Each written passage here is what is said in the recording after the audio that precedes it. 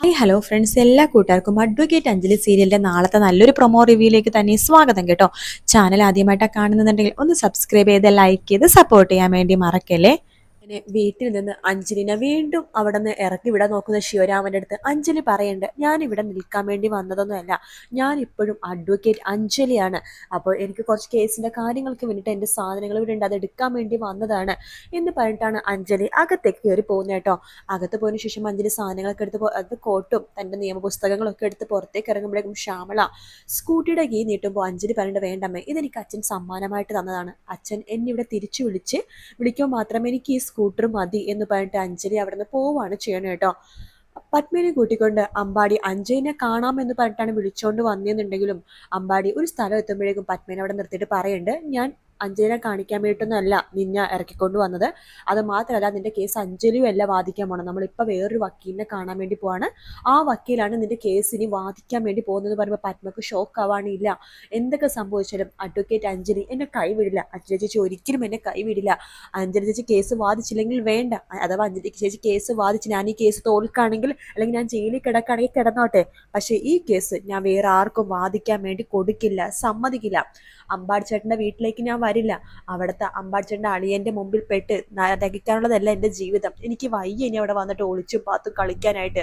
അമ്പാടിച്ചേട്ടനെ പറ്റുമെങ്കിൽ എൻ്റെ ഒരു സ്ഥലം വരെ കൊണ്ടുപോകും, അല്ലാതുണ്ടെങ്കിൽ ഇവിടെ വരെ കൊണ്ടുവന്നതിന് നന്ദി, ഞാൻ പോയിക്കോളാം എന്നൊക്കെ പറയാണ്. വേണ്ട പത്മേ, ഞാൻ തന്നെ നിന്നെ കൊണ്ടാക്കാം, എവിടേക്കാ പോകേണ്ടത് അത് ഞാൻ പറയാം, അമ്പാടിച്ചേട്ടൻ വണ്ടി എടുക്ക് എന്ന് പത്മ പറയണം.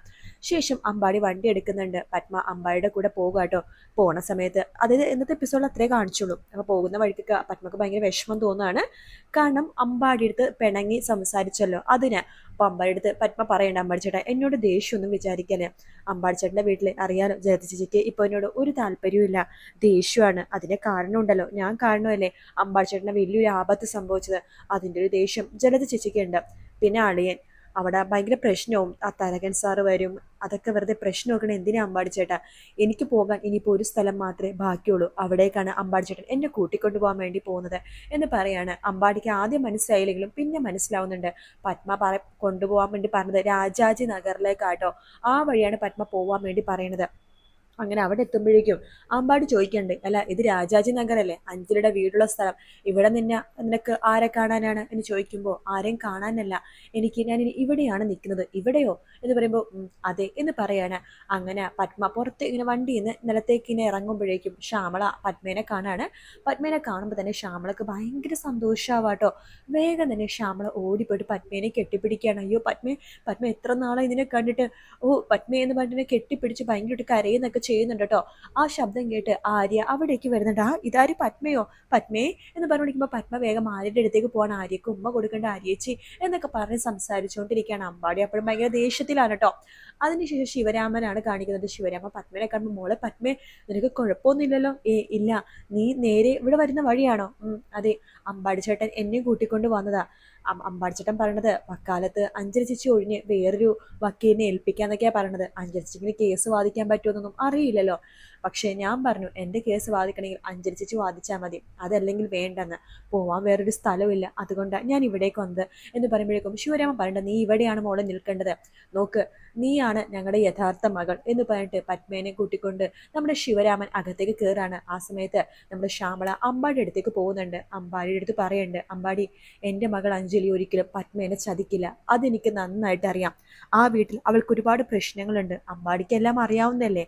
അല്ല, ശരിക്കും പറഞ്ഞാൽ അമ്പാടിക്ക് മാത്രമാണ് എല്ലാം അറിയുന്നുണ്ടായിരുന്നത്. എന്നിട്ട് പോലും ആരും എൻ്റെ മകളോട് സത്യങ്ങളൊന്നും പറഞ്ഞില്ല. ഇപ്പോൾ ആ വീട്ടിൽ അവൾ എന്തൊക്കെ അനുഭവിച്ചുകൊണ്ടിരിക്കണമെന്നും അവിടുത്തെ വേലക്കാരത്തിയായിട്ടാണ് അവൾ കഴിയണേന്നും ഒക്കെയാണ് അവളുടെ ചേച്ചി അനുപമ ഇവിടെ വന്ന് പറഞ്ഞത്. ആകെ വിഷമത്തിലാണ് ഞങ്ങൾ. കുറച്ചു മുമ്പ് അഞ്ജലി ഇവിടെ വന്നിരുന്നു. അവളുടെ വക്കീൽ കോട്ടും നിയമപുസ്തകങ്ങളും അതുപോലെ തന്നെ കോടതിയിലേക്കുള്ള കുറച്ച് കാര്യങ്ങളൊക്കെ എടുത്തുകൊണ്ട് പോകാനായിട്ട്. അവൾ എന്തായാലും പത്മേനെ കൈവിടില്ല അമ്പാടി, അത് അമ്പാടിക്ക് വിശ്വസിക്കാം. അമ്പാടി ധൈര്യമായിട്ട് പോയിക്കും, പത്മ ഇവിടെ സേഫ് ആയിരിക്കും എന്ന് പറയാണ്. അങ്ങനെ അമ്പാടി അവിടെ നിന്ന് പോകുന്നുണ്ട്. പത്മ അങ്ങനെ ആ വീട്ടിൽ നിൽക്കാൻ കേട്ടോ, ആര്യയുടെ കൂടെയും അതുപോലെ നമ്മുടെ ശിവരാമൻ്റെ കൂടെയും ശ്യാമളുടെ കൂടെ. പത്മ വീണ്ടും വന്നത് കാണുമ്പോഴേക്കും ഇന്ദിരക്കാണെങ്കിൽ ആകെ ദേഷ്യം വരണം. ഈശ്വര, ഇവള് വീണ്ടും വന്നോ? ഇവള് പോകുന്നിടത്ത് സമാധാനിച്ച് നിൽക്കായിരുന്നു, ഇവളുടെ മുഖം കണ്ടാൽ തന്നെ ആ ദിവസം പോക്ക എന്നൊക്കെ ഇന്ദിര മനസ്സിൽ വിചാരിക്കേണ്ട കേട്ടോ. അതിന് ശേഷമാണെന്നുണ്ടെങ്കിൽ പിന്നീട് കാണിക്കണത് ഇന്ദിര ഈ കാര്യങ്ങളൊക്കെ അനുപമേനെ വിളിച്ച് പറയാണ്. അനുപമേ, നിന്റെ കാര്യം തീർന്നു, നിന്റെ കാര്യം ഇനി പോക്കാണ്. ദേ പത്മപ്പെണ്ണ് ഇവിടെ വീണ്ടും വന്ന് കയറിയിട്ടുണ്ട് എന്നിങ്ങനെ പറയാണ്. അതുപോലെ തന്നെ അഞ്ജലി ഇവിടുന്ന് നിയമപുസ്തകങ്ങളും അവളുടെ വക്കീൽ കോട്ടൊക്കെ എടുത്ത് പുറപ്പെട്ടിട്ടുണ്ട്, എവിടേക്കാണെന്നൊന്നും അറിയില്ല എന്ന് പറഞ്ഞിട്ട് ഫോൺ കട്ട് ചെയ്യാണ്. അനുപമ മനസ്സിൽ വിചാരിക്കുകയാണ്, അവൾ അങ്ങനെ ഒരു ഒന്നൊന്നര പോക്ക് പോയിട്ടുണ്ടെങ്കിൽ അവൾ എന്തോ മനസ്സിൽ പ്ലാൻ ചെയ്തിട്ടുണ്ട്. ഹ, എന്തായാലും നോക്കാം എന്നൊക്കെ പറഞ്ഞിട്ട് അനുപമ മനസ്സിൽ ഇങ്ങനെ വിചാരിച്ചിങ്ങനെ പറഞ്ഞുകൊണ്ടിരിക്കുക കേട്ടോ. ആ സമയത്ത് നമ്മുടെ അഞ്ജലി ആണെന്നുണ്ടെങ്കിൽ കുഞ്ഞപ്പനെയും കൂട്ടിക്കൊണ്ട് നേരെ പോണത് കോടതിയിലേക്കാട്ടോ.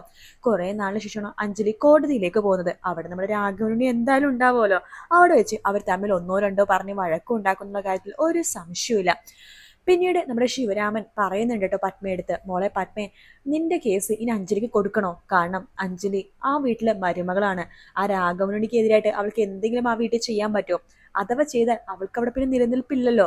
വേണ്ട മോളെ പത്മേ, നിന്റെ കേസ് വേറെ ഏതെങ്കിലും വക്കീലിനെ കൊടുക്കാം എന്ന് പറയാണ്. പത്മ പറയണ്ടേ, ഇല്ല ഇല്ല അച്ഛ, അങ്ങനെയല്ല, അഞ്ജലി ചേച്ചി എന്നെ ഒരിക്കലും കൈവിടില്ല എന്ന് പറയാണ്. ശിവരാമൻ പറയുന്നുണ്ട്, നിന്റെ വിശ്വാസം നിന്നെ രക്ഷിക്കട്ടെ.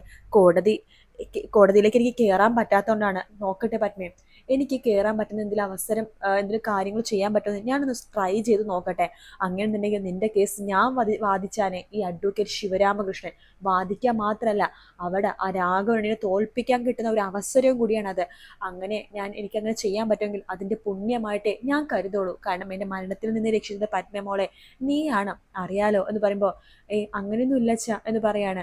അച്ഛന് നല്ല മനസ്സ്, അതുകൊണ്ടല്ലേ അച്ഛൻ കേസൊക്കെ വാദിക്കാന്ന് വരെ പറയണത്. അതേ മോളെ, നോക്കട്ടെ ഞാൻ എന്തെങ്കിലും വഴിയുണ്ടോ നോക്കട്ടെ, നാളെ കോടതിയിലേക്ക് എനിക്കൊന്ന് പോകണം, കുറച്ച് കാര്യങ്ങൾ സംസാരിക്കണം എന്നൊക്കെ പറഞ്ഞിട്ട് നമ്മുടെ ശിവരാമനും അങ്ങനെ നിൽക്കുന്നുണ്ട് കേട്ടോ. ശരിക്കും ശിവരാമൻ ശരിക്കും കോടതിയിൽ വാദിക്കേണ്ടതായിരുന്നു പത്മ കേസ് അല്ലേ.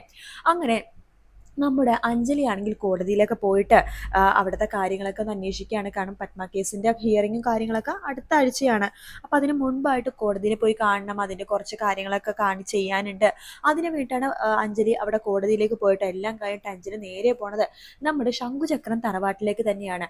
അവിടെ എത്തുന്ന അഞ്ജലിനെ പൊരിക്കാൻ വേണ്ടി രാഘവനുണ്ണി മുൻപിൽ തന്നെ നിൽക്കുന്നുണ്ട് കേട്ടോ. കാരണം ഇവിടുന്ന് പുറത്തിറങ്ങരുതെന്ന് പറഞ്ഞതാണ്. എന്നിട്ട് ഈ അഞ്ജലി അഹങ്കാരം കാണിച്ച് പുറത്തേക്ക് പോയി. അങ്ങനെ അവളെ വെറുതെ വിട്ടാൽ പറ്റില്ലല്ലോ. ഈ രാഘവനുണ്ണിയുടെ വാക്കിന് ഒരു വിലയും കൽപ്പിക്കാതെ ഒരു 10 പൈസയുടെ വില തരാതെയാണ് അഞ്ജലി ഇവിടെ നിന്ന് പോയത്.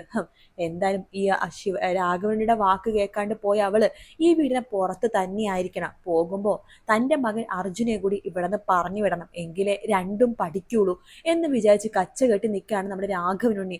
അർജുൻ വരുമ്പോൾ ഇറങ്ങി പോവാൻ വേണ്ടി പറയാനായിട്ട്. അങ്ങനെ അർജുൻ നാളെ വരുമ്പോഴാണ് ഇറങ്ങി പോടെ വിടുന്നത് എന്ന് രാഘവനുണ്ണി പറയുകയും അർജുനും അഞ്ജലിയും ആ വീട്ടിൽ നിന്ന് പുറത്ത് ബാഗൊക്കെ ആയിട്ട് പുറത്തേക്ക് പോകുന്ന ഭാഗം അത് നാളത്തെ എപ്പിസോഡിൽ ലാസ്റ്റ് ആയിട്ട് നമുക്ക് കാണാൻ വേണ്ടി സാധിക്കും കേട്ടോ. എന്തായാലും ഇന്നത്തെ പ്രൊമോയിൽ ഇത്രയും ഭാഗങ്ങളൊക്കെ തന്നെ അങ്ങോട്ടും ഇങ്ങോട്ടൊക്കെ ആയിട്ട് കാണിച്ചുള്ളൂ. ചെറിയ പ്രൊമോ ആയിരുന്നു ഇന്നലത്തെക്കാളും ചെറിയ പ്രൊമോ ആയിരുന്നു. വീഡിയോ ഇഷ്ടപ്പെടുകയാണെന്നുണ്ടെങ്കിൽ ലൈക്ക് ചെയ്യാനും സബ്സ്ക്രൈബ് ചെയ്യാനും കമൻറ്റ് ചെയ്യാനും മറക്കല്ലേ. മറ്റൊരു വീഡിയോ ആയിട്ട് കാണാം. Take care, bye bye.